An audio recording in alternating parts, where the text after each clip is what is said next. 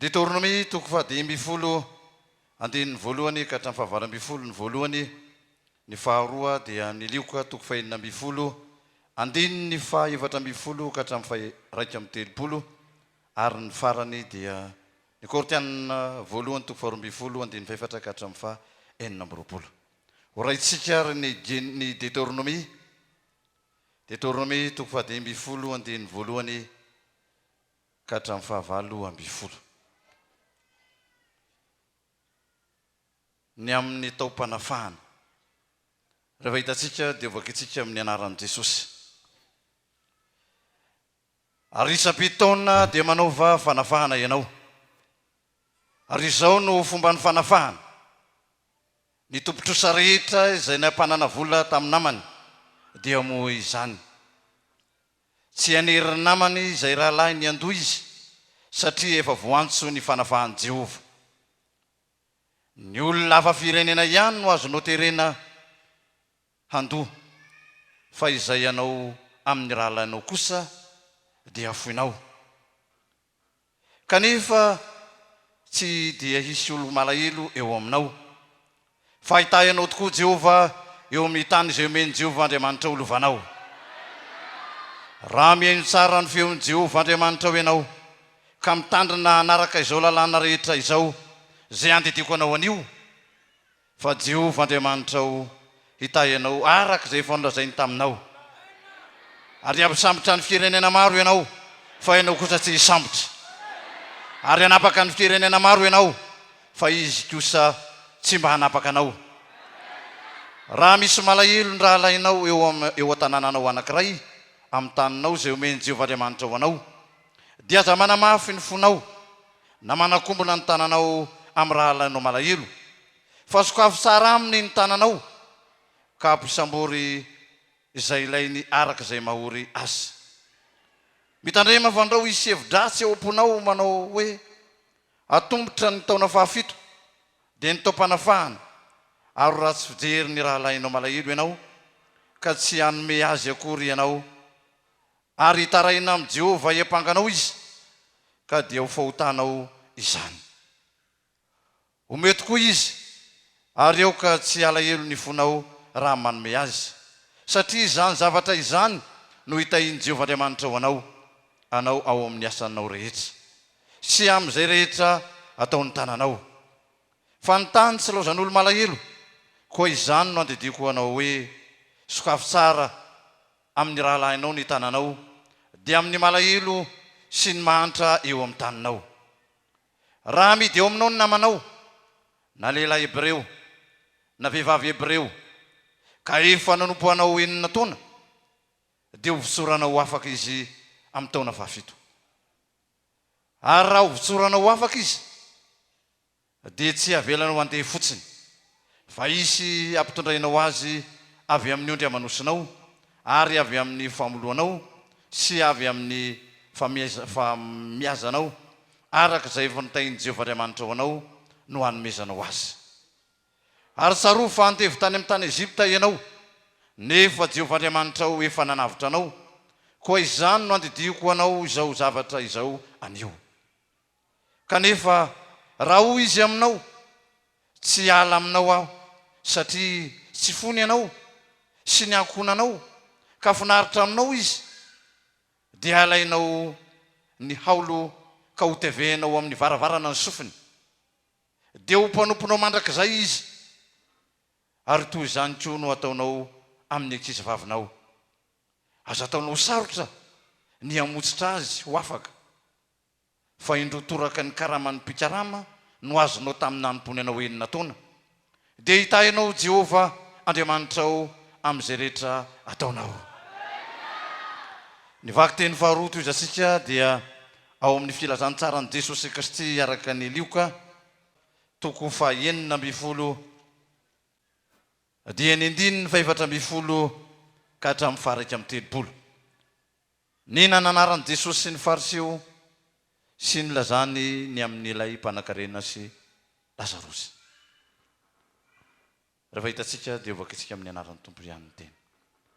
Ary ny fariseo izay fatra-pity vola, raha nandre izany rehetra izany dia naneso an'i Jesosy, Aroy Jesosy taminy ianareo dia mpanamary teny eo anatrehan'ny olona, nefa Andriamanitra mahalala ny fonareo fa izay zavatra iverin'ny olona ho ambony dia fahavetavetana eo anatrehan'Andriamanitra. Ny lalàna sy ny mpaminany dia hatramin'ny Jaona, ary hatramin'izany no efa notoriana ny filazantsara ny fanjakan'Andriamanitra, ary misesika zay rehetra miditra eo. Fa ho moramora kokoa ny ahafoanan'ny lanitra sy ny tany no ny ahafoanan'ny teny soratra iray monja aza amin'ny lalàna. Zay rehetra misaobady ka mampiakatra ny hafa dia mijangajanga, ary zay mampiakatra ny vehivavy voasaotra dia mijangajanga koa. Nisy lehilahy manan-karena anankiray ny akanjo volomparasy sy rongony fotsy madinika, sady nanara-po fatratra isan'andro tamin'ny fahafinaretana. Ary nisy olona malahelo firenena anankiray atao hoe Lazarosy napetraka teo am-bavadiny, ary naniry mba hihinana zay lasaka avy tamin'ny latabatra ilay manan-karena izy. Fa ny alika kosa no avy ka nilelaka ny feriny, ary maty ilay malahelo dia nentin'ny anjely ho any atratran'ny Abrahama. Ary maty koa ilay ilay manan-karena dia nalevina. Ary raha nijaly tao amin'ny fiainatsita izy dia ny andrandra dia nahita ny Abrahama teny lavitra teny isy Lazarosy teo atratrany. Ary izy ny ansoka nanao hoe, ry Abrahama raiko, mamindra fo amiko ka iraho Lazarosy mba hanoboka ny tendrony rasa-tanany amin'ny rano mba hampakantsitsika ny lelako, fa vadiranova aho eto amin'ity lelafo ity. Aroy Abrahama, anaka, sarovo fa ianao efa nahazo ny zavatsoanao tamin'ny andro nenanao, fa Lazarosy kosa ny zava-dratsy. Fa ankehitriny izy no ampifaliana ity, ary ianao kosa ho fadiranova. Ary mihoatra noho izany rehetra izany, misy tevana makadiry ajadona eo anelanelantsika, mba tsy ho afamita hakety aminareo zay te hiala ety, ary tsy ho afamita makeny aminay zay eny. Dia hoy izy, mangataka aminao aho ry raiko, mba iraho Lazarosy hakany an-tranony raiko, fa manana rahalahy 5 aho, mba ilaza tsara amin'ny fandrao mba ho tonga aty amin'ity fijaliana tyko izy. Aroy Abrahama taminy, manana Mosesy sy ny mpaminany izy, aoka hien'ireo izy. Fa eo kosa izy tsy ary Abrahama raiko, fa raha misy miala maty hakany aminy dia hibebaka izy. Fa hoy Abrahama taminy, raha tsy mihaino any Mosesy sy ny mpaminany izy dia tsy etkino izy na dia misy mitsangana maty aza. Ary ny farany dia ny Korinthianina voalohany 12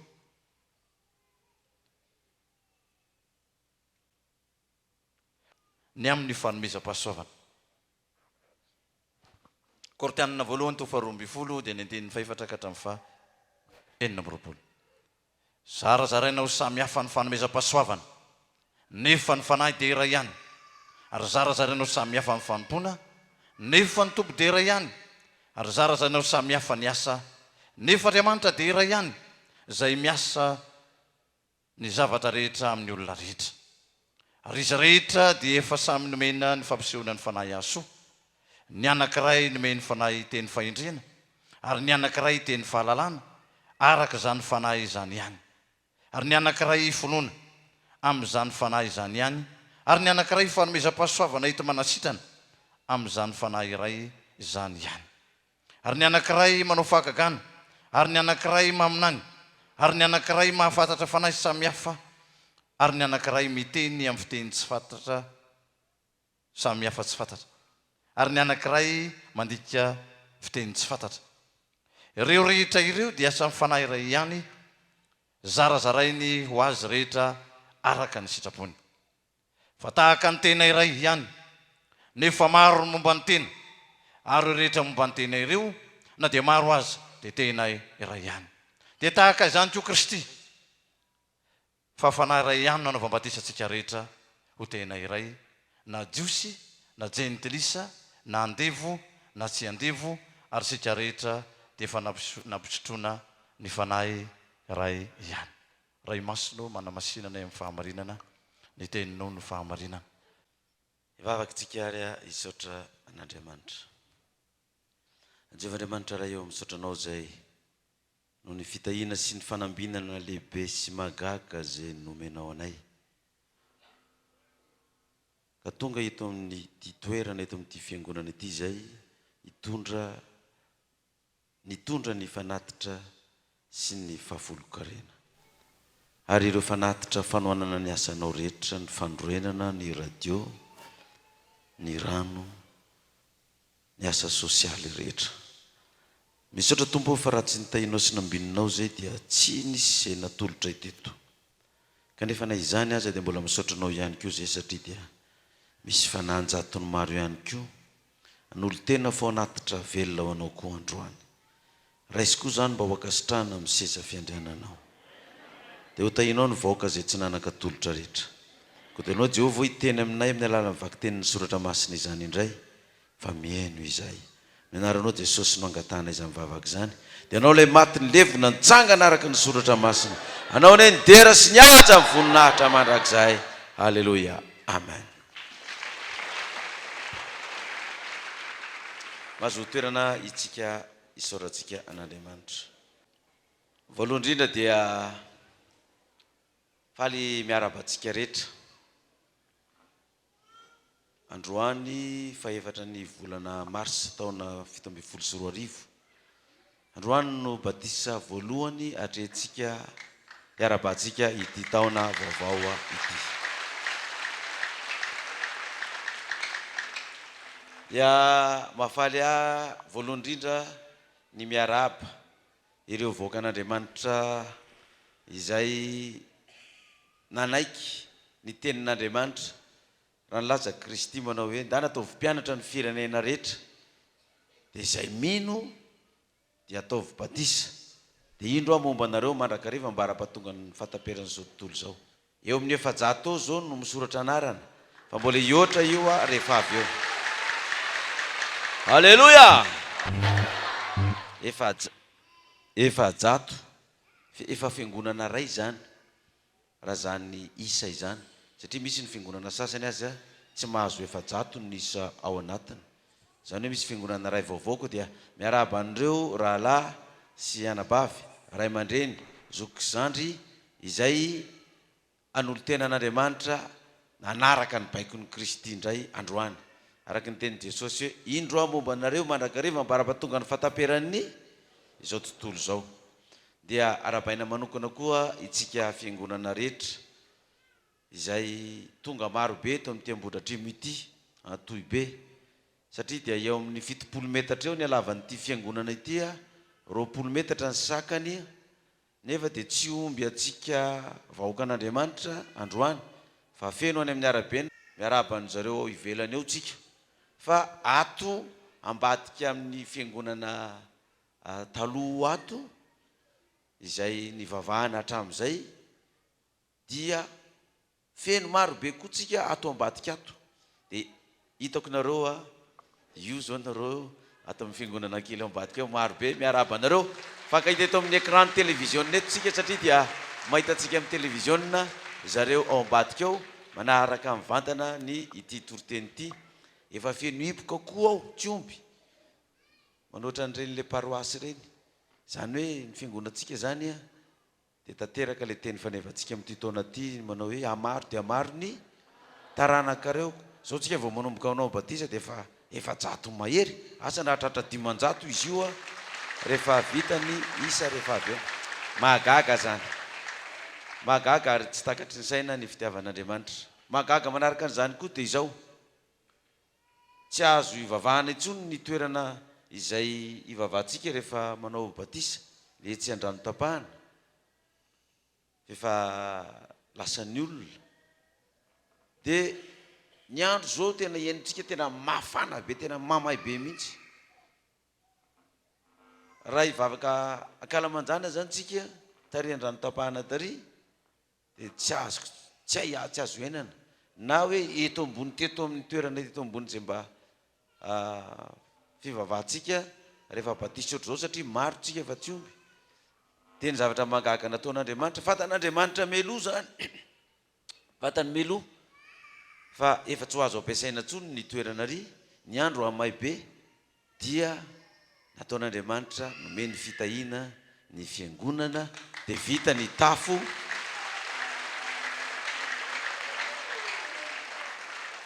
dia nahazo malomaloko tsika ato satria efa nahazo tafo fa na izany aza mbola tsy omby ity toerana ty hoe 70 metatra sy 20 metatra ny aben'ilay fiangonana dia mbola misy ao ambadika eo zany eo amin'ny 20 metatra eo ngamba na 30 metatra ny alavan'ilay fiangonana fivavahana mahazahatra teo zany hoe raha tsy 100 metatra zany tsy omby le fiangonana dia ahoana zany reo manao 70 metatra rehetrarehetra reo mba mieritreritra hoe efa lehibe ty 70 metatra sy 20 metatra ty kanjo mbola tsy omby zahay tsao dia efa mijery a ngamba mety mbola hitarina lavalava ty balcon ty anampiana atsika ty Ambohidratrimo dia miaraka amin'ny fohy be tsika manao azy satria atiny ny vavahana rehefa misy batisa dia jerevindray ny teknisianina zay azo mba nitaratarana an'io mitatra makaty satria tena tanteraka rabaky teny mihitsy le teny soratra masina raisokely nge ato amin'ny Isaia toko 7:7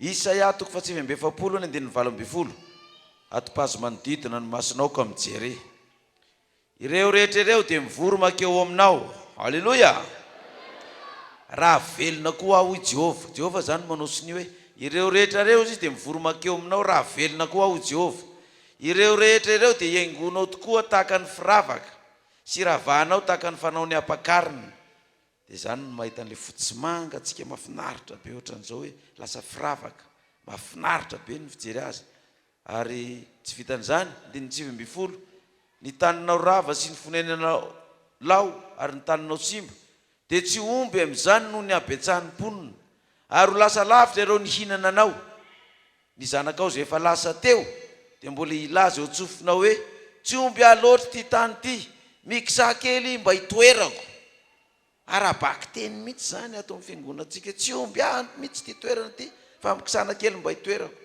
atao nisy vahiny maromaro nanam-pandrosoana ty aloha ty dia mifampisisisika mihitsy zareo ato fa tena tsy omby tsony le toerana nefa toerana mba neverina hoe ity ve dia olany alan'ny vahoaka tena arabaky teny le izy zany hoe le teny fanevantsika zany le lazain'izao hoe maro dia maro ny taranakareo dia jereo efa jato ndray teraka efa jato mahery tsy fantatro io natratra 500 rehefa avy eo fa mety mbola maro ny tsintsoratra anarana ndray teraka androany ary ny vehivavy be voka ao koa firy efa mihoatra ny arivo ngamba ny vehivavy be voka eto tanina arivo fotsiny dia ho teraka amin'ity taona 2017 ty daholo zany reo vehivavy ary mbola misy anao kambany ary ny sasany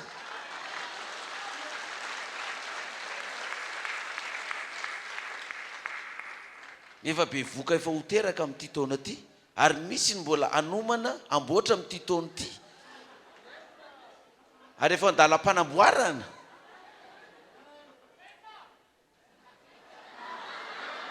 sy manao amenina tapatapany fa misy tsy manao amenina mihitsy ataova amenina mafy zany amenna ie kandao ary omena hafatra reto zaza vao teraka androany reto vaovao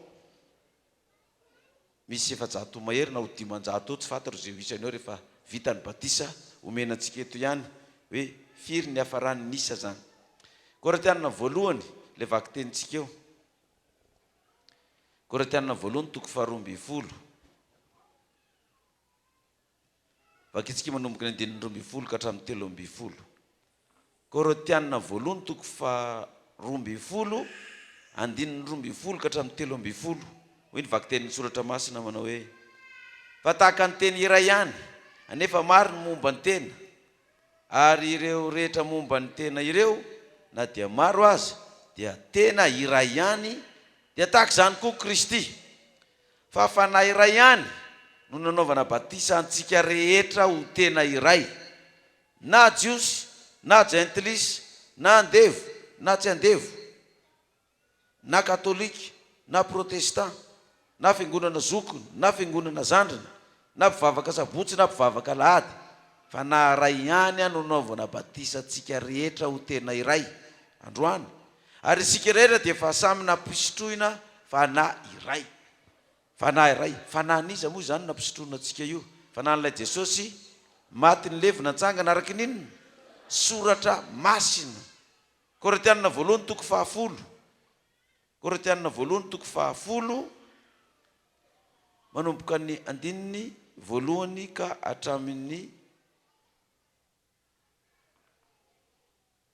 12. Fananarana fandrao misy manara-po araka ny nofo ka hotratry ny loza. Fa tsy tiako tsy fantarareo rahalahy, fa ny razantsika rehetra dia tambany raona, ary izy rehetra namaky ny ranomasina. Ary izy rehetra dia natao batisa ho amin'ny Mosesy tao amin'ny raona sy ny ranomasina. Ary izy rehetra nihinana ny fihinam-panahy iray ihany. Ary izy rehetra nisotro ny fisotro-panahy iray ihany. Fa nisotro tamin'ny vatolampy-fanahy izay naraka azy izy, ary Kristy izany. Nefa ny akabeazany dia tsy sitrak'Andriamanitra fa naringany tany anefitra. Ary zany zavatra zany dia tonga anatra ho antsika mba tsy ho mpila zava-dratsy isika toy ny ilany ireny. Ary aoka tsy ho mpanompo sampy ianareo tahaka ny sasany tamin'ireny, araka ny voasoratra hoe ny olona nipetraka ny hinana sy ny sorot dia nitsangana ilalao. Ary aoka tsy jangajanga isika tahaka ny sasany tamin'ireny ka 3:2 no ringany indray andro. Ary aoka tsy hakafanany tompo isika tahaka ny nakany sasany tamin'ireny fanahy azy ka maty ny mena rana ireny. Ary aoka tsy monomonona ianareo tahaka ny sasany tamin'ireny izay maty ny mpandringana. Ary zany dia nanjo azy mba ho anatra sady voasoratra izany ho fananarana antsika izay niara ny faran'izao tontolo zao. Koa zay manao azy fa efa mijoro tsara, dia aoka izy hitandrina fandrao ho lavo. Amen. Hoy ny vaky tenin'ny soratra masina teo amin'ny Korintianina voalohany toko 10 ty, ny 2. Ary izy rehetra dia natao batisa ho amin'ny Mosesy tao amin'ny ranomasina, raona sy ny ranomasina. Izy rehetra nihinana fihinam-panahy iray ihany. Izy rehetra nisotro fisotrom-panahy iray ihany. Fa nisotro ny vatolampy fanahy izay manaraka azy izy, ary Kristy izany vatolampy izany. Zao no sariny zany ho antsika izay ho atao batisa androany. Efa nisy olona anetsiny no efa natao batisa, tahaka ny zanak'Israely niampita ny ranomasina mena ka natao batisa tao amin'ny raona sy ny ranomasina. Ho afaka amin'ny fanandevozana, ny fahotana tamin'ny andron'ny Jesosy nakaty, fa tamin'ny andron'ny Mosesy dia fanandevozana ara-panahy, ara-nofo nahazo zany. Ka ireo zanak'Israely ireo rehefa natao batisa tao amin'ny raona, fa i Kristy ozy izany vatolampy izany, dia nisotro fisotrom-panahy iray ihany. Fisotrom-panahy iray ihany no nisotroana. Zao ny sariny izany. Nanomboka tamin'ny taona 1970 tsika no nanomboka nanao batisa voalohany. 20 taona nanaovantsika batisa izay. Anetsiny ny olona nitan'izany ranomasina mena zany, na lahy na vavy, tao no efa nodimandry tamin'izany. Tao no efa maty ara-nofo, ary misy koa ny efa maty ara-panahy. Fa ireo olona ireo dia fisotrom-panahy iray ihany ny sotroin'ireo olona ireo. Tao ny efa nitsangana ho fahavalony hafatra, nefa dia fanahy iray ihany no nisotroina tato. Ireo olona izay nisotro fanahy iray dia Kristy maty ny levina nitsangana araka ny soratra masina, natao batisa tamintsika tato ireny. Dia nanizingizina fa ity ny lalana marina sy mazava, satria nisotro izany fanahy iray izany dia Kristy. Fa rehefa nandeha ny dian'ny zanak'Israely avy any Egypta, niampita ny ranomasina mena, mandrapatonga any amin'ny tany Kanana, dia hitantsika ny tantara. Fa ao no nilazan'ny soratra masina azy amin'ny Korintianina voalohany toko 10 ny 5. nefa ozy izy ny akabiazany dia tsy sitrak'Andriamanitra fa naringana tany anefitra. Izany hoe nisotro ny fisotrom-panahy iray ihany zany ilay zanak'Israely. Zany hoe batisy iray ihany zany nanaovana an'ireo olona rehetrarehetra avy any Egipta ho any amin'ny tany Kanaana ireo. Fa ny akabiazaka no izy dia tsy sitrak'Andriamanitra ka naringana. Fa satria naninona zany ireo olona ireo no voaringana. Izao ny ilazany azy atao amin'ny Korintianina voalohany toko 12 manomboka ny 15 sy ny manaraka. Nefa ny akabiazana, zany hoe izay nitany ny ranomasina mena, nitany Jordanina, sasany moa dia tsy tafitany Jordanina ny sasany. Nefa ny akabiazana dia tsy sitrak'Andriamanitra fa naringana ny tany anefitra. Ary zany zavatra zany dia tonga anatra ho antsika mba tsy ho mpila zavatra ratsy itsika toy ny ilany reny. Zany hoe itsika izay vao atao batisa misy mety ho 500 latsaka zany rehefa avy eo. Dia nampahafantarana an'izany mba ho anatra ho antsika koa mba tsy ho mpila zava-dratsy toy ny ilany reny. Dia aoka tsy ho mpanompo sampy ianareo tahaka ny sasany tamin'ireny. Ary voasoratra hoe ny olona nipetraka ninana sy nitsotro dia nitsangana ilalao. Aoka tsy jangajanga isika tahaka ny sasany tamin'ireny, ka 3 amby 2 alina no ringana indray andro. Ary aoka tsy hakafanany tompo isika tahaka ny nakany sasany tamin'ireny fanahy azy ka maty ny menarana ireny. Ary aoka tsy monomonona ao am-piangonana ianareo tahaka ny sasany tamin'ireny izay monomonona izay maty ny mpandringana. Ary zany dia nanjo azy mba hoanatra sady voasoratra izany no fananarana atsika izay niarany farany zao tontolo zao. Koa izay efa manao azy efa mijoro tsara, aoka izy hitandrina fandraho lava.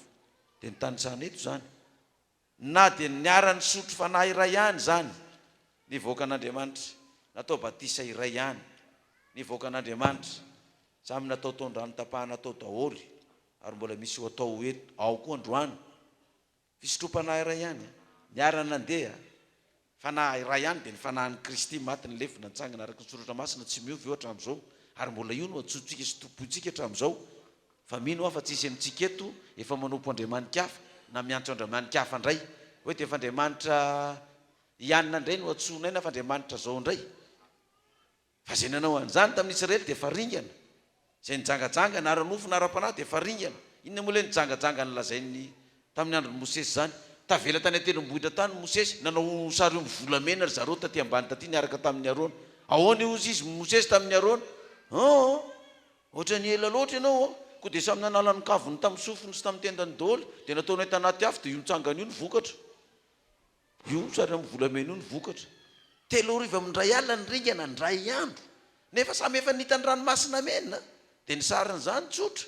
Misy hafatra zany omen'Andriamanitra ny vahoakany izay nivoaka avy tao Egipta andevo tao ara-nofo ho any amin'ny tany Kanaana. Ka rehefa nitany ranomasina mena nisolo ny fisotrom-panahy iray ihany dia nandeha nidia teny an-dalana betsaka ny ringana. Ao ny nakafanan'Andriamanitra, ao ny monomonona, ao ny jangajanga na ara-nofo na ara-panahy, ringana teny an-dalana daholo, ao ny nakafana azy. Nefa dia samy niala avy ihany. Fa zao na dia nisy arivo aman'alina ary ny ringana, fa misy voaka an'Andriamanitra tena miorona, tsy tafiditra tamin'izany fakapanahy sy izany fanompo-tsampy sy izany fijangajangana ara-panahy sy ara-nofo zany, tsy mba niditra n'izany fimonomononana zany, tsy mba nitsangana nanohatra n'izany Mosesy zany ka ringana teny an-dalana. Dia nandeha nidia, tonga ny dingana manaraka indray tsy maintsy mitany Jordanina dia nandeha nidia. Ireo olona nisotro fanahy iray ireo ihany dia ireny zavatra nahazo ny sasany ireny satria ny ankamaroany izy dia ringana teny an-dalana. Sasany zany araka navika maty ara-nofo, sasany maty ara-panahy. Dia fantatsika ny maty ara-nofo nisy maty tao amin'ny valan'Andriamanitra, tao amin'ny tenin'Andriamanitra, fa nisy maty tany amin'ny fiverenan-dalana. Ireny olona ireny mbola hitantsika izay fanazavana zay rehefa avy eo. Fa misy maty ara-panahy koa, fa ny vatany velona, misy karazany olona izay lasa ny nanan-karena be dia niala tamin'ny fahazavana sy ny fahamarinana fa ny fiainam-panany maty tsy mivavaka intsony na ny zanany na ny ankonany na ny tenany fa misy koa maty amin'ny fahantrana maty ny fiainam-panany lasa ny sorotoka lasa tsy niditra am-piangonana intsony lasa ny verin-dalana tanteraka maty ara-panahy zany hoe ringana teny an-dalana nefa dia fisotroam-panahy ray ihany ny sotroana ny sasany indray a tena nanao takandry Kora sy Datana sy ry Abirama nitsangana ho fahavalony ny Mosesy izay nitondra ny afatra indray dia nilaza indray zareo fa izahay indray no itenenan'Andriamanitra fa tsy nareo ihany fa ianareo reo dia ho ringana nefa dia nisotro fisotrom-panahy inona ihany zany ozy izy batisa inona nanaovana azy batisa iray ihany tato amin'ity lalana andehanantsika ity izany hoe ity lalana andehanana ity zany ho antsika izay mbola voan'olo tena androany misy 500 mo latsaka eo dia mitandrema zany fa tsy mora ty lalana ity avy any Egipta ho any amin'ny tany Kanana ny saran'izany lalana andehanantsika izany dia misy afatra omenantsika zany satria itsika andevo ny fahotana fa tsy andevo any Egipta intsony dia avoaka amin'io tanànany Egipta tanàna andevo antsika io isika ary zany ny anarantsika tany amin'ny formation atao anatintsika ihany ny fikasana hanao ny tsara fa tsy ny tsara zay tiantsika natao fa ny ratsy zay tsy tiantsika ka raha manao an'izany tsika dia tsy niota tsy izavotso nozy izy ny apôstôly manao zany fa niota zay mitoetra ato anato niota zay manandevo aho mampisorotoka aho mampifoka sigara mampandainga mampangalatra mampijangajanga mampamono olona mampiverin-dalana niota zay atao anato mampanao an'izany fa tsy zavotso ka raha manao an'izany aho izy dia tsy zavotso moa zany fa niota dikan'izany mila miala amin'io fanandevozana io trosan Jesosy Kristy amintsika io fahotantsika io trosa zay tsy maintsy ho alohantsika ka ho voalohanao ve nitrosanao sa tsy ho voalohanao nitrosanao satria tsika ananana trosa fisotrom-panahy ray ihany ny sotrotsika rehetra ireto tao anatin'ny 20 taona tsy omby antsika na ny collision mary nefa firy ny ringana teny an-dalana mahagaga raha ataontsika hoe ny ringana teny an-dalana nandritry zay ny ampitanany ranomasina mena ny ampitanany Jordanina izay raha ny tokony ho izy na atsamanitra ary mety tsy tsofen'ny fiangonana intsony dia mbo fampiarezana dia hoe mahereza fa vitsy no vonjena mahereza rondro vitsy zay ngamba sisa no tenenina fa zao na dia nisy arivona analina ary nyringana teny an-dalana ny diany zanak'Andriamanitra zay ho any amin'ny tany Kanana hiditra amin'ilay lanitra vaovao sy tany vaovao mandroso sa mijanona dia pirofo ianao zao tsika tsy omby ato zao na dia be aza ny fahavalony zanak'Israely nanivaka niny avy any Egipta ho any amin'ny tany Kanana iny izay niezaka nandringana azy dia tafitany Jordanina ihany ny zanak'Israely tonga any amin'ny tany Kanana ihany na betsaka koa ary zany ny fahavalontsika hatrany Egipta zay nivoantsika satria avy any Egipta daholo tsika ny tonga tato andeha amin'ity lalana ty na be aza ny opa sy ny fanaratsiana sy ny fanenjena sy ny fanapem-pona sy ny fanalam-baraka sy ny lainga foronona rehetrarehetra dia misy ny asana zany dia tena lainga tsara lahatra mihitsy dia ny marivo salosana rehetrarehetra sy ny tsy manana azon-damosina dia voafitaka ny daholo nefa mbola mandeha ihany tsika hatramin'izao dia inona ny miafatra omenantsika na itsika zay efa nisotro an'izany fisotrom-panahy ray dia Kristy vatolampy izany itsika zay mbola hisotro zany keo androany dia zao ny afatra omenantsika lery amin'ny Deutéronomie ary vaky tenin'ny perikôpantsika no raisitsika tsika tsy amorona zavatra hafa Deutéronomie 5:20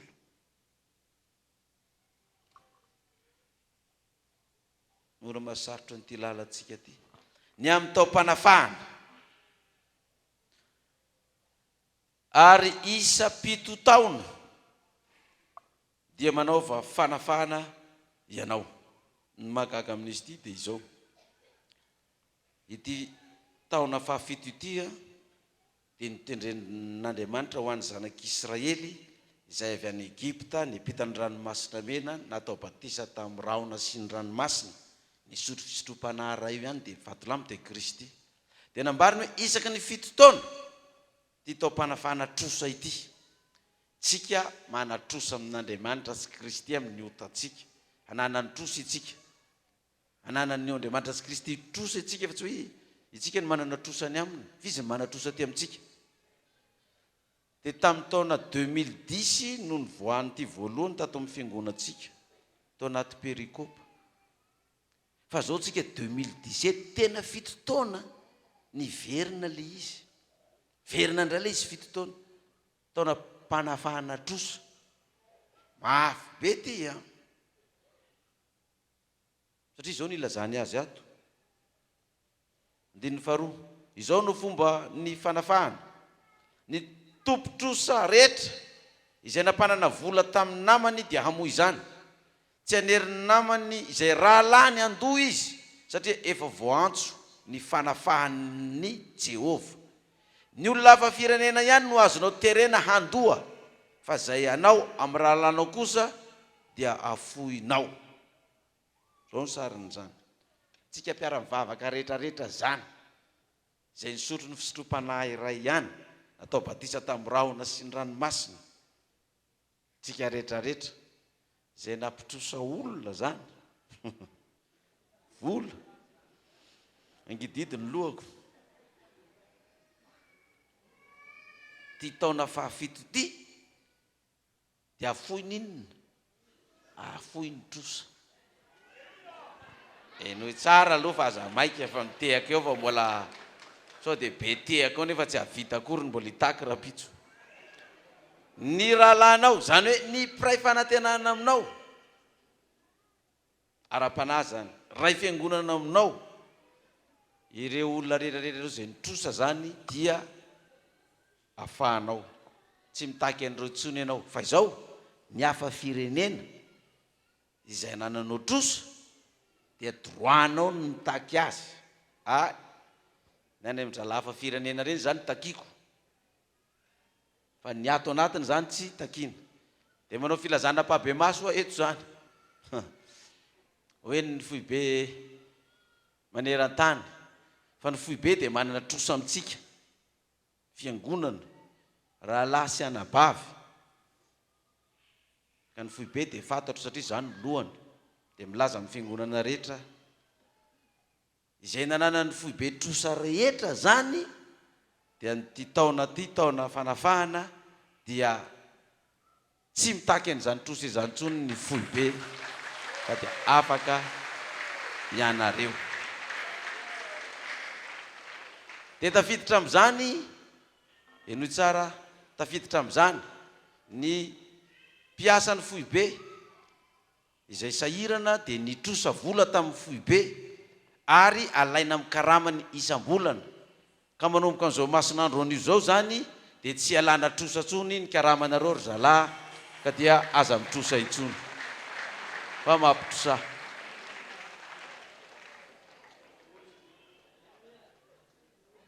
izany zavatra zany ke ohatra ny kabarina président république zany miteny ny président république hoe afahana ny sazy ny voafonjo dia afahana ny trosa dia ohatra ny firenena zay mampindram-bola koa dia milaza amin'ny firenena anankiray koa izy hoe satria tratranareo ny fepetra zay nitakina taminareo amin'ny lafiny ekônomia dia foanana ny trosanareo hoy izao tontolo zao manafoana ny trosany ka za aloha dia matahotra an'Andriamanitra fa dia mialatsiny amintsika mpiara-miasa ao amin'ny foibe fa na ohatrinona zany nitrosan'ny olona amintsika amin'ny foibe eo na dia amina miliara ary zany dia manomboka masinandro androany dia mifafa tsy mitaky an'izany tsony ny foibe fa afaka ianareo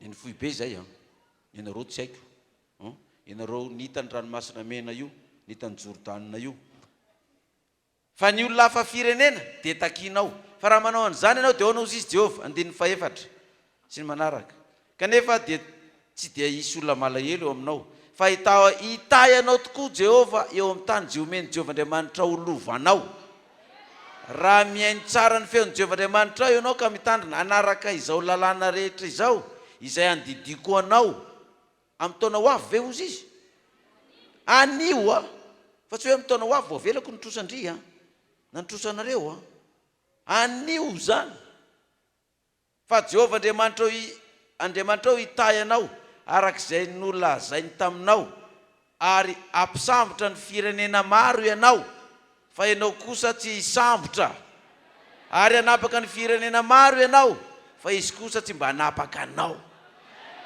meo voninahitra ilay mpanjaka ny mpanjaka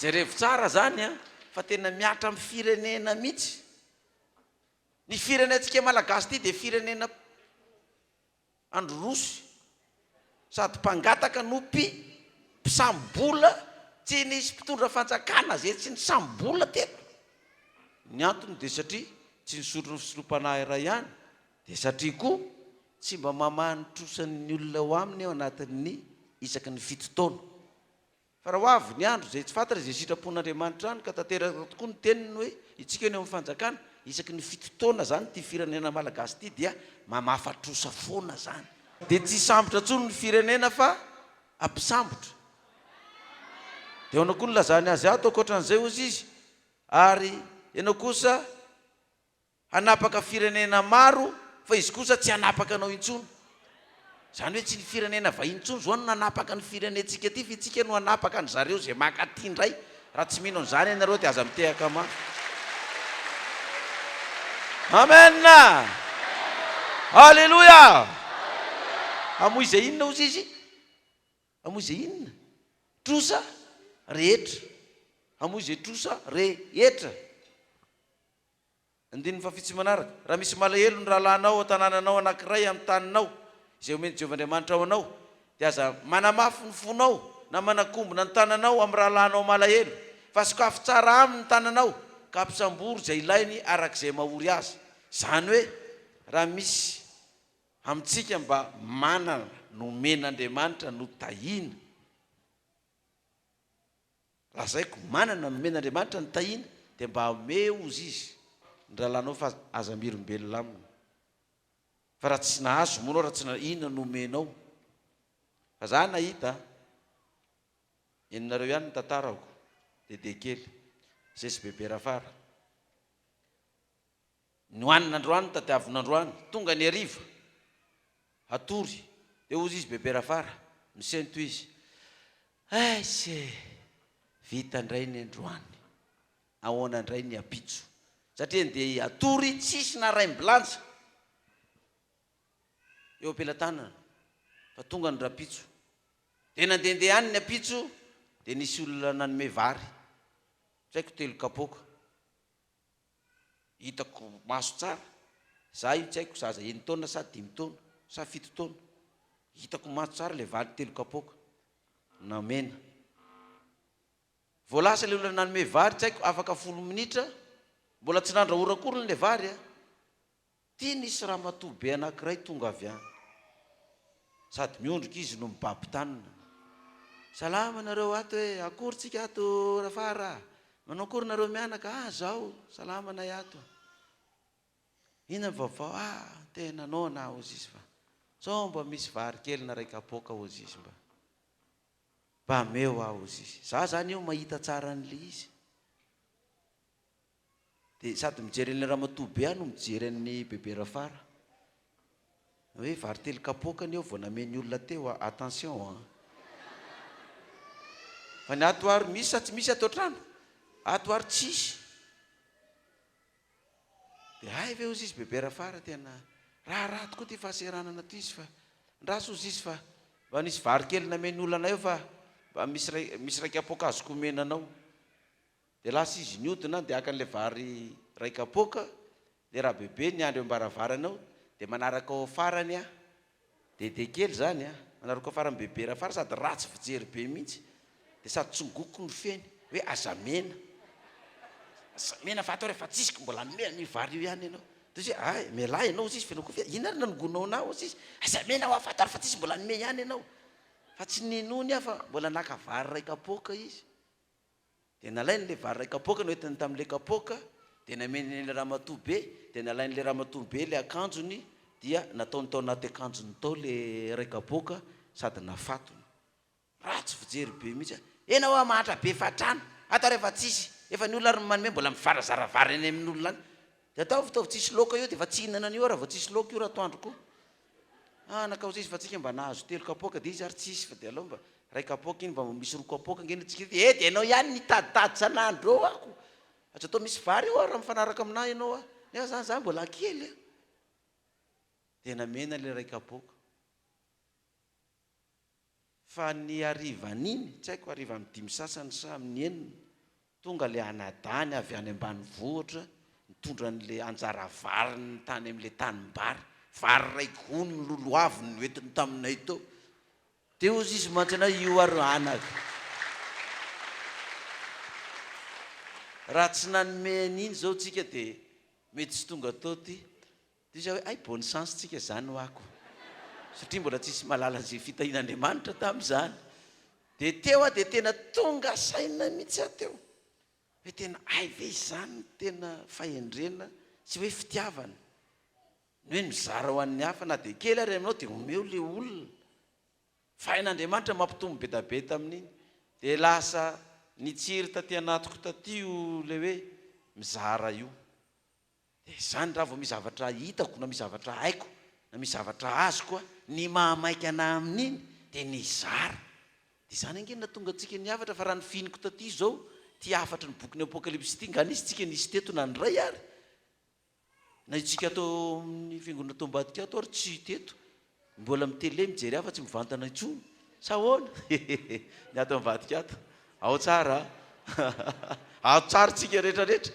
maheno tsara satria mizara de zay zavatra haiko ny any zavatra nomen'Andriamanitra ana de zaraiko de maimaipoana za atao hoe nianatra ary marsio reny nandovola voanay nianatra tany am-pianarana nandovola voanay fa za zao mizara maimaipoana tsy mandovola hoe de zao ny ekolazinareo fa de zaray fa de io teneniny io hoe tandremo izy izy sahirim-belona amin'ny rahalanao ianao rehefa nitany Jordana nitany ranomasina mena rehefa nisotro fisotrompanahy iray ihany de io batisa io de i Kristy vatolampy nanaovana batisa atsika io tandremo so hirim-belona amin'ny rahalanao rehefa vita batisa ianao ka de ikipy aminy nefa ianao nitahin'Andriamanitra andininy fasivy mitandrema fandrao isy hevi-dratsy ao am-ponao manao hoe atombotra ny taona fahafito dia nitao mpanafahana ary ho ratsy fijery ny rahalanao malahelo ianao ka tsy hanome azy akoriny ianao ary hitaraina amin'i Jehova hiampanganao izy ka de ho fatanao a de ho fahotanao a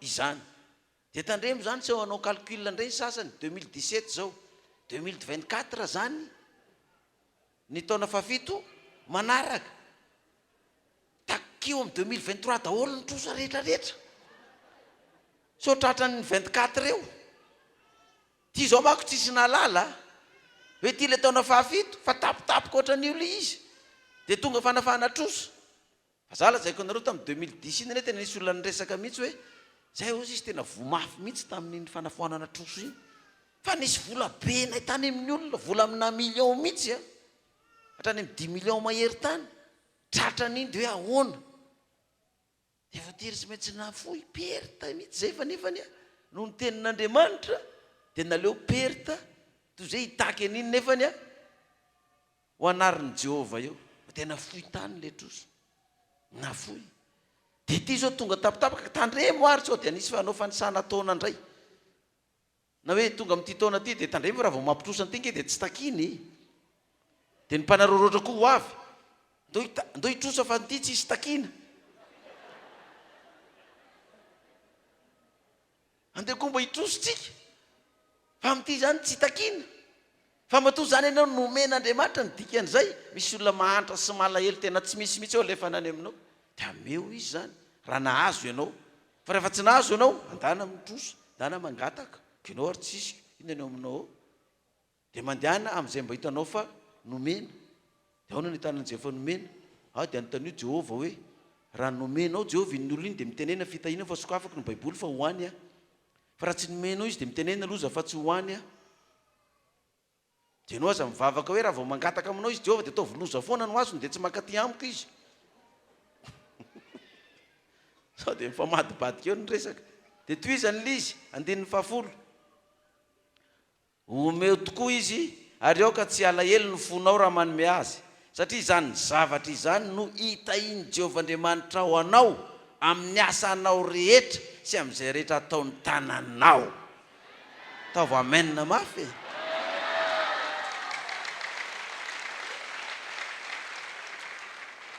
satria izany zavatra izany ozy izy no hitahiny Jehovah Andriamanitra anao amin'ny asanao rehetra sy amin'izay rehetra ataony tananao raha mafohitrosantsika io zany tsika dia izany mihitsy no hitahin'Andriamanitra anao ary za dia tena isorako Andriamanitra 2010 tsika nanao ny fanafahana trosa io 2010 zao tsika 2017 fa za tena lazaiko amintsika na zao fiangonana vita tafo zao ty ingeza be ty ny vavahantsika amin'ity andro mafana ty ny hidiny toerana rifa tsy azo ivavahana tsony nefa tsika afaka mivavaka ato dia zany le hoe nitahiny Jehovah satria namahanitrosa ny fohy be itsika namahanitrosa antsika koa teto Ambohidratrimo dia zany nitahinantsika nahavitanany zao tolagaga angeny manodidina mijery an'izao raha ny ainga ty tamin'ny voalohany dia fotsy ny olo tsy inona koa mivavaka vitsikely mafiady reo ve dia mba misesitanao fiangonana lehibe ohatra io ve dia ho vitan'ireo na dia itsiro-nify aza ny akoho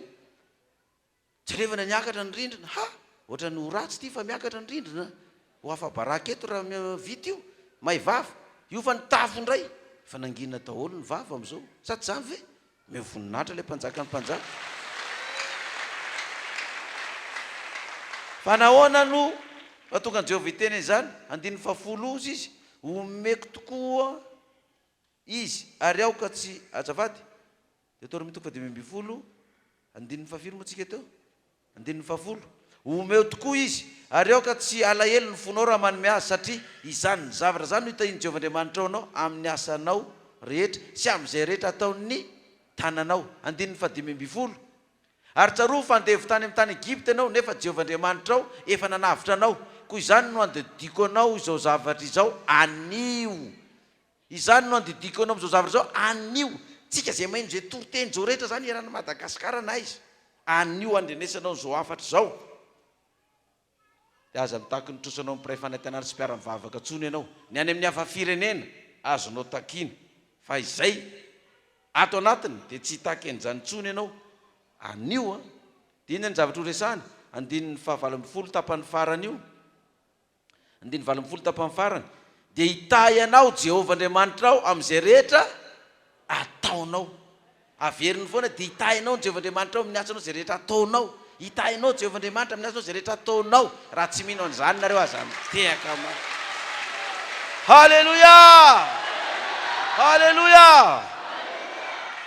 dia izay na dia 50 millions ary zany trosanao any na 100 millions na 200 millions dia atao hoanao fa raha manao an'izany ianao dia mbola ninanao Jehovah ozy izy mbola mihoatra lavitra noho ny 200 millions na 500 millions na 50 millions na 20 millions na 10 millions na nomen'Andriamanitra anao mihoatra lavitra zany no azonao amin'ity taona ty Jehovah miteny an'izany fa tsy olombelona ary Andriamanitra tsy mba olombelona ka handainga raha mankatony teniny ianao dia ny fohibe ho a dia efa niazy dia efa vitany any amin'ny fohibe satria tompona andraikitra mihaino amin'izao fotoana zao dia efa ataony lisy tao daholy dia raha sendra ka tsy hita ianao ka tonga ny fohibe mitaky aminao dia ampatsivo azy hoe tao-panafany ty rahalahy tany Ambohidratrimo nisy fanambarana mihezinezina amin'izany fa tsy hitaky azy tsony ianao ka ahoana ianao no mbola tonga ty amiko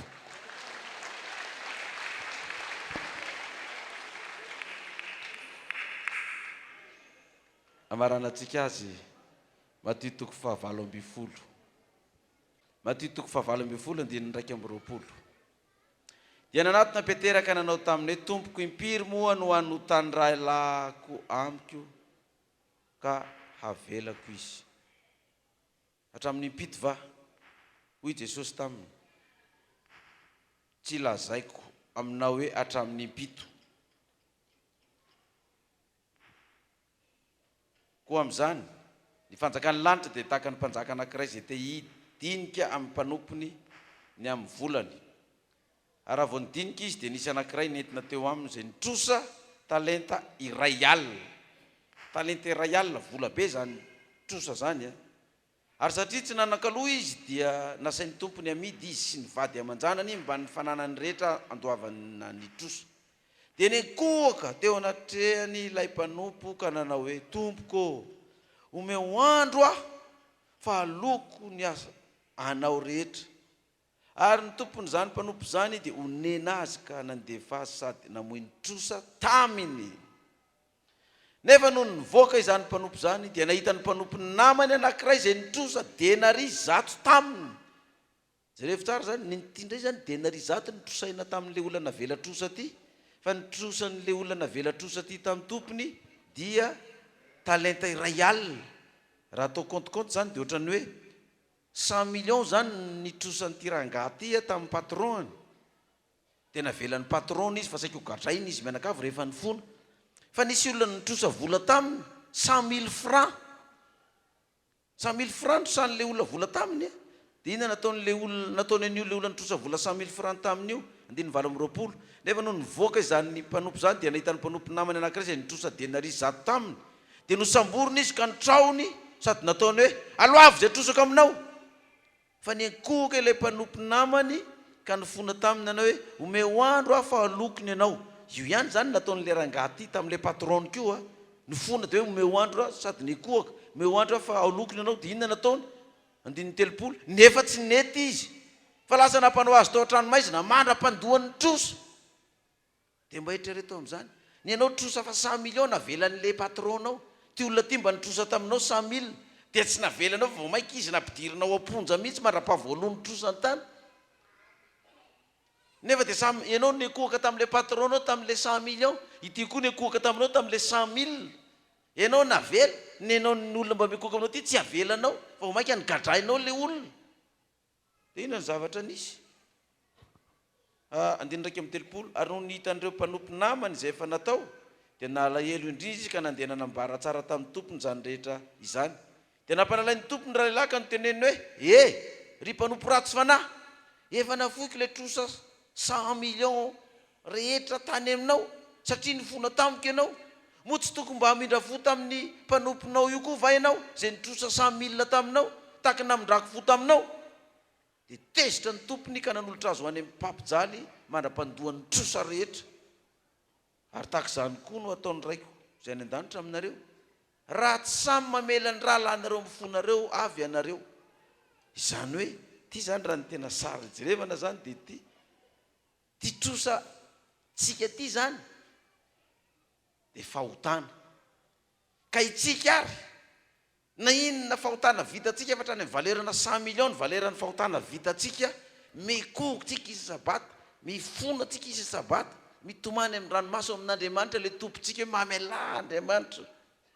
Tena velan'Andriamanitra ianao. Nisy olona mba nanao adisoana taminao, tonga mifona aminao, za aloha dia tsy hamelanao mihitsy. Nga moramora ny anaovanao tsy hifanaraka an'izany, tsy mahita mangirana amiko ianao. Nefa dia samy piray mivavaka sady angaringariana ny sisa, tsy zany re tsy tia lalan'iny mihitsy. Zany nataon'ilay mpanompo anankiray zany. Dia ren'Andriamanitra amin'izay ilay izy, ino ty ataonao ty? Ianao ary inona ny heliko tsy nataonao tamiko? Faran'izay ratsy indrindra tsy faseho masoandro ary nataonao tamiko, navelako ianao namindrako fo. Ka manino ty olona mba mitaraina aminao ty, mba mifona aminao, no dia alainao baraka eran'ny tanàna sy hoentinao hatrany amin'ny fitsarana mihitsy. Ifampitory any amin'ny tribunal. Mpiara-mivavaka. Ifampitory ihany. Tsy afaka ifamela elo. Taoko mamay ianao izy ilay patron amin'ilay rangahy. Dia zany tokoa ny miandry antsika amin'Andriamanitra. Taon'Andriamanitra mamay koa tsika be losy be saina. Za rangahy tsy tia lalan'izany a.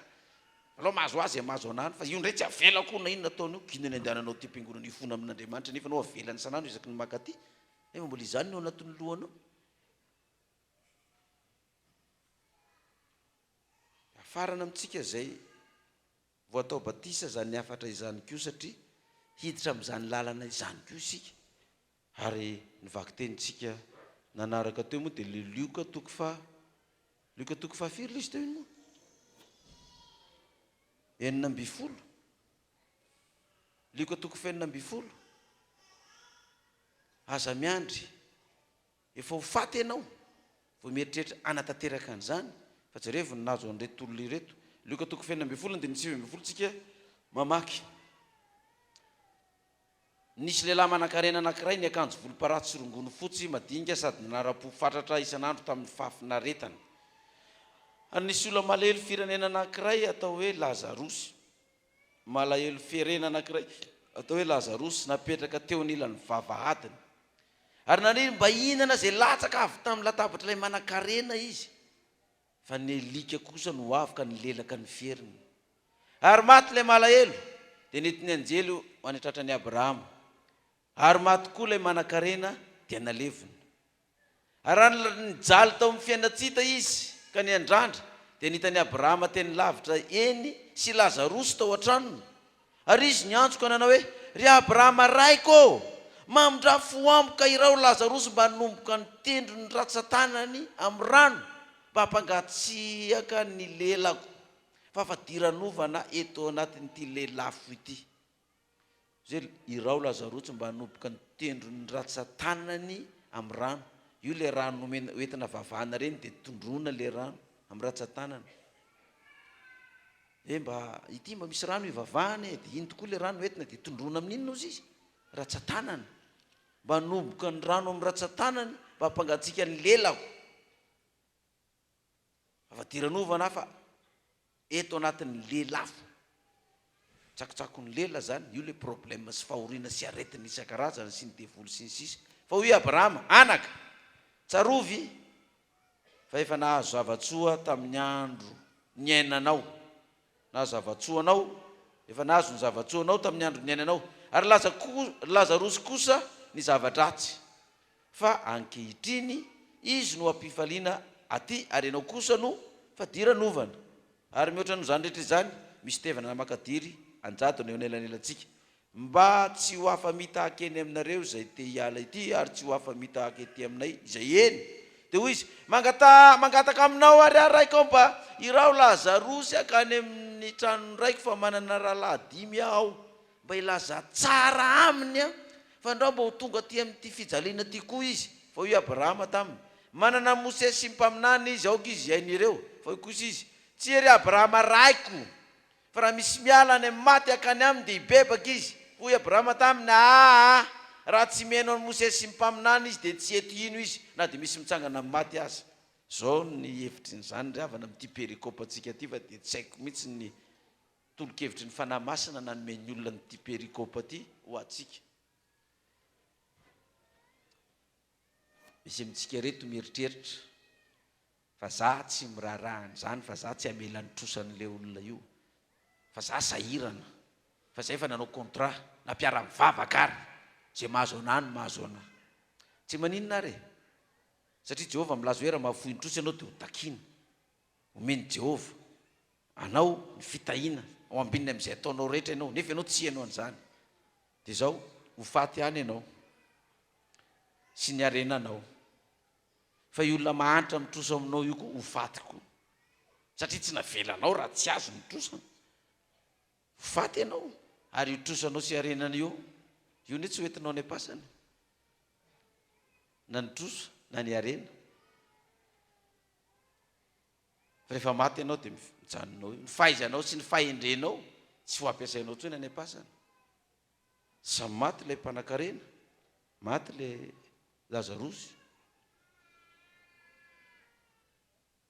Lazarosy lasa teo tratran'ny Abrahama le ranamana lasa tany apasana fa tsy tonga tany tratrany ao apasana izy fiainatsita maheno may lelany ny tenany ray manontolo hitany Lazarosy mahantra ilay tsy mba nomeny ilay tsy mba nafahany ny trosany hitany teo tratran'ny Abrahama dia mba niteny izy hoe Abrahama raiko dia niteny tokoa i Abrahama eno izy Abrahama fa tena rainao tokoa zany hoe tsy nandà Abrahama fa ity lehilahy mpanan-karena ty dia zanaky Abrahama zany hoe ny taranaka Abrahama zany dia mety misy manan-karena, mety misy maninona mantra, misy mpanan-karena tahin'Andriamanitra ny taranaka Abrahama. Fa impanan-karena taranaka Abrahama io misy dia jerevany fotsiny ny mahantra sy ny malahelo ao aminy. Fa na dia ny anitsika ny tanany aza mba hanome zavatra kely iny io tsy vitany. Fa zanaka Abrahama ianao, fa tsisy ninona miantra aminao fa dia tsy mahavita ianao.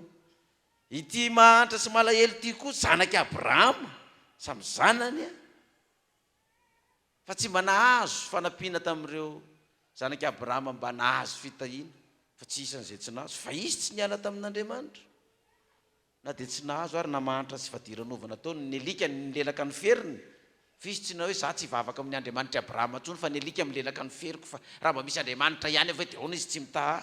Fa zao mitaha Andriamanitra maty, tsy mitaha Andriamanitra maty, dikan'izany tsy miala.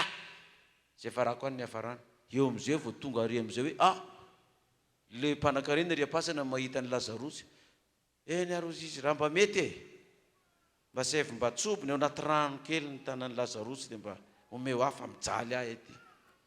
Tsisy hevitra intsony zany ozy izy. Tsy afaka hanao an'izany Lazarosy satria fa misy elanelana mifampisaraka amintsika. Zay tsy afaka maka anareo any aminareo, ianareo tsy afaka maka ty aminay. Eny arozy izy, anay zany arozy izy, mba afaro ihany ninona ozy izy, mba irao ary Lazarosy akany amin'ny tranony raiko, o akany amin'ireo fianakaviako reo, ny raiko, ny anabaviko, ny zanako, ny raitapo amiko, mba ilaza tsara aminy. Fa ndreo mba tonga aminy zao fijaliako aty zao, dia mbola namaly any Abrahama. Manana ny Mosesy sy mpaminany izy aoka izy eny ireo.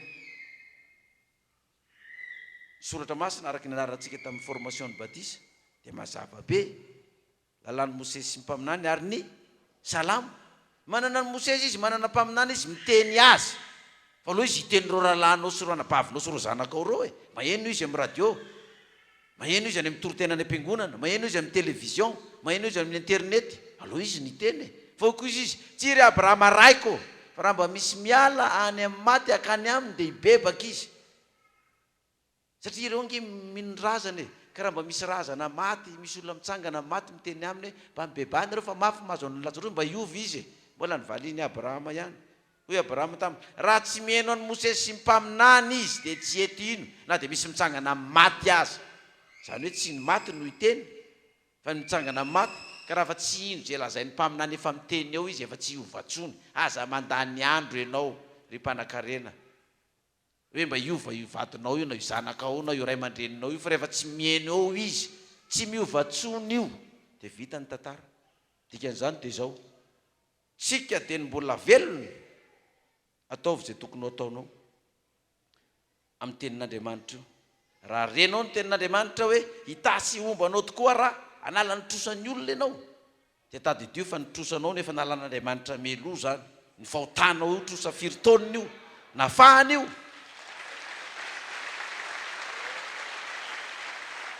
Ary androany 500 koa no atao batisa. 500 no atao batisa. Lanjao ny fahotan'ireo olona 500 reo hatramin'izay nanontany. Trosa be io, tsy maintsy alonao amin'Andriamanitra. Fa androany anio tsy raha pitso, fa vao miala ao anaty rano ao reo olona reo afa-trosa ireo fa nafan'Andriamanitra ny trosa. Halleluja, amen. Ary isika reto zay tsy atao androany fa efa vita, dia efa nafan'Andriamanitra koa ny trosatsika. Halleluja.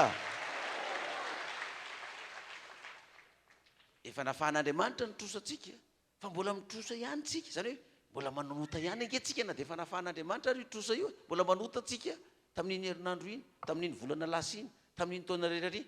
Fa isaky ny mitrosa tsika, isaky ny manota, dia mifona isaky ny sabata. Andriamanitra ao, afao indray ny trosako. Mba meo andro indray aho. Dia Andriamanitra hoe okey ary, afako ny trosanao, meko andro ianao.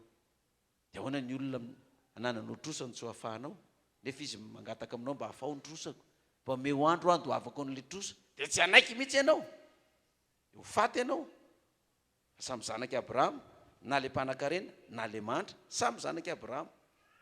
Fa na ianao isafidy, anao taka le mpanan-karena tsy mba hanampy dia any ny afisolo farany misy ianao na ianao safidy ho mpanan-karena satria nomen'Andriamanitra, Andriamanitra no manomeny harena anao alohan'ny ikipiny masoko za tsy hitondra an'io any am-pasana, za tsy hitondra an'io any an-danitra, ataoko inona io fa raha mbola nomen'Andriamanitra ty omeko izay moa no mahantra ny madinika na lahy na vavy anatin'izany koa ny asan'Andriamanitra tafiditra ao anatiny daholo zany. Za lazaiko aminareo eto amin'ity fiangonana ty vao tamin'ny herinandro ty any naheno azy, misy ray aman-dreny anankiray manana zanaka 13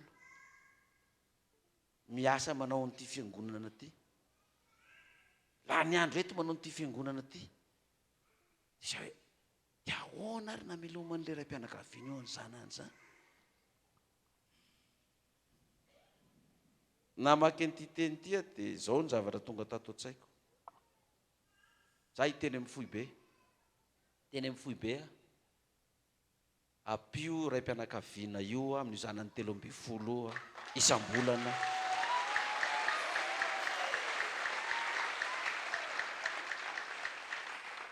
Ary izany dia manomboka amin'ity volana février ity. Ka eto anao ray aman-dreny raha mahaino an'izany toroteny zany, raha mahaino an'izany ianao dia amin'ny latsinainy ianao dia matongavany amin'ny fohy be isaky ny voalohan'ny volana zany fa misy anjara omeny fohy be anao satria manoana ny fohy be zany zavatra zany, manoana fohy be zany zavatra zany, satria hoe tahaka n'ilay Lazarosy mihitsy izy zany fa dia manao ty asan'Andriamanitra ty fiangonana ngeza be ty nefa ny zanany 13 tsy fataro inona na tsy afidiram-bolony, tsy hoe olona mpanan-karena be zany na hoe olona manana asa ambony be any amin'ny fanjakana any na DG na mpiasany douane ambony be ka hoe misy vola be na piloty fa tena olona tsotra isan'ny nahavitan'ity fiangonana ty ohatra zao. Dia anjarantsika mba mijery.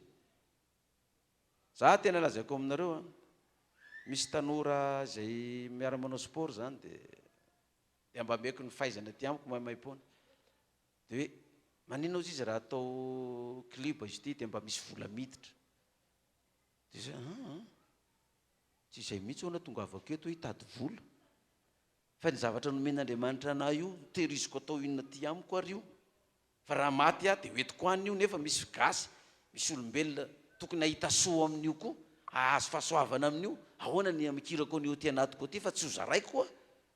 Za fa nahazo lesona tamin'ny bebe Rafara vary 3 kapoka zara io nefa nomen'olona dia mbola misy mangataka dia mbola akana nomezana indray mantra be fiantrano zany nivavako tamin'izany nefa ny arivana iny any dia nasehon'Andriamanitra mbola zaza nefa tamin'izany io ny vary 2 kapoka nataonao vary 2 gono ny solony raha tsy nanomehany iny zany tsy nahazo an'io zavatra io dia mahay izy fiangonana malala itsika izay hanao batisa koa androany zany ny afatra nomena antsika, afatra spesial ny anareo atao batisa androany io tsy mba mitovy ny olona natao batisa hatramin'izay ny anareo, tena afatra spesial ny trosanareo rehetra androany zay vitanareo tamin'ny eloka sy ny fahotana izay natao tamin'Andriamanitra anio izy Jehovah dia ho afaka zany. Tsangantsika ivavaka, tsangana ivavaka tsika fa zava-dehibe ny afatra androany ity.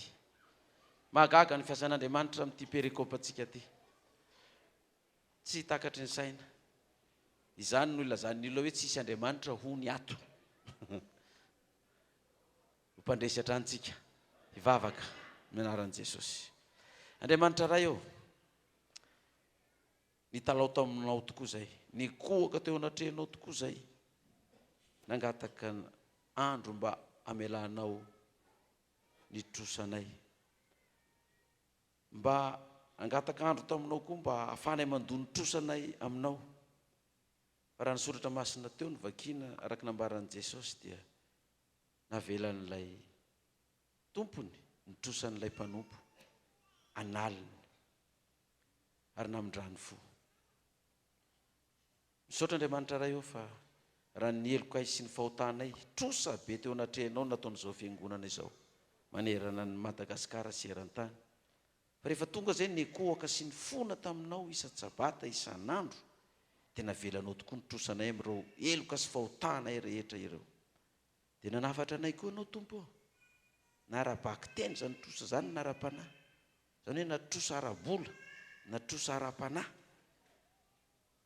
dia tokony mba hamela koa izay ny namanay, hamela izay ny vadinay, hamela izay ny zanakay, hamela izay ny ray aman-dreninay, hamela izay ny mpiara-mivavaka aminay, ireny trosanay ireny koa. Dia ny teny fikasana ny menao dia hitasy omba anareo tokoa aho ianao Jehova, anio koa koa dia misaotra ray eo fa ankehitriny dia misy vaokan'Andriamanitra eo amin'ny 700 na 500 latsaka eo nanolo tena ho anao ho afahanao amin'izany trosa izany.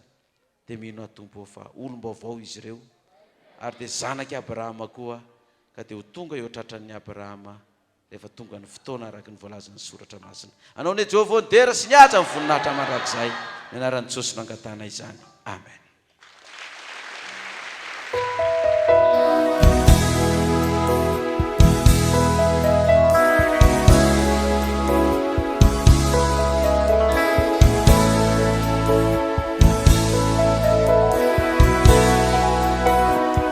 Thank you.